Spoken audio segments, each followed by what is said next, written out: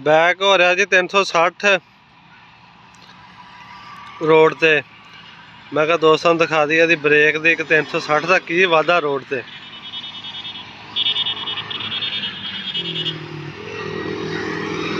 Check कर लो, break मारता माड़ी जी ट्रैक्टर सीधा तो ट्राला घूम जाता।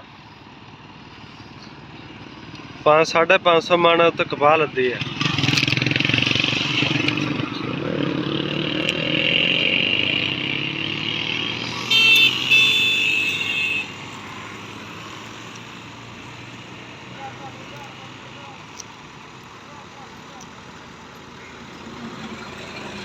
चेक करो ट्रैक्टर घूमदा देखो तुसीं।